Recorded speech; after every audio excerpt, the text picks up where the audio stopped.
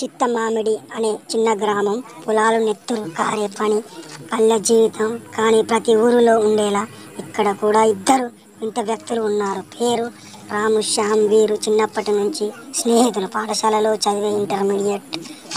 ఒకరోజు రామ్, శ్యామ్ పాఠశాల బయట నిలబడి చిన్నపిల్లలతో మాట్లాడారు. రాండి బాబు, చదవండి, భయం కాదు, మీరే భవిష్యత్తులో అంటూ వారిలో చిన్న చిన్న ఆటలు ఆడి గేమ్స్ ద్వారా గణితం, సైన్స్ చెబుతూ పిల్లలకి చదువుపై ఆసక్తి కలిగించారు. ఒకరోజు గ్రామంలో వర్షాభావం, రైతుల నిరాశలో మునిగిపోయారు. అప్పుడే రామ్, శ్యామ్ అక్కడికి వచ్చి చిన్న సభ పెట్టారు.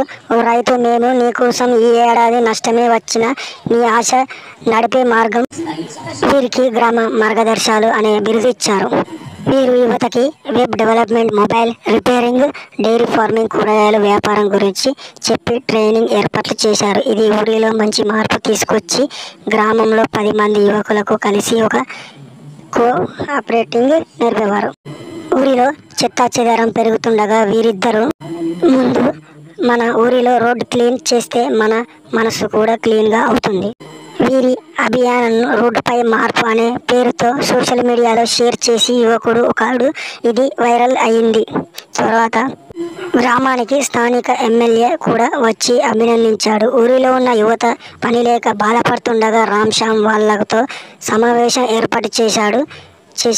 అందులో మాట్లాడుతూ రాము అన్నాడు, పని కోసం ఊరు విడిచి వెళ్ళకండి, మన ఊరిలోనే అవకాశాలు మనమే తయారు చేద్దాం. వీరు యువతకి web development, mobile repairing, dairy farming, కూరగాయల వ్యాపారం గురించి చెప్పి ట్రైనింగ్ ఏర్పాట్లు చేశారు. ఇది ఊరిలో మంచి మార్పు తీసుకొచ్చి గ్రామంలో 10 మంది యువకులు కలిసి ఒక కోఆపరేటివ్ ప్రారంభించి వాళ్ళే ఇప్పుడు ఇతర గ్రామాలలో ఇచ్చే నాయకులు అయ్యారు. ఒకరోజు ఊరి పెద్ద సభ పెట్టారు. ఇప్పుడు రామ్, శ్యామ్ రోజు రోడ్డు మీద తిరిగేవారు కాదు, వాళ్ళు రోడ్డు మీద ఆశ నింపేవారు. ప్రతి ఉదయం వాళ్ళ నినాదం ఊరి నిద్ర లేపుతుంది. మన ఊరే మన గర్వం, మార్పు మన చేతిలో ఉంది.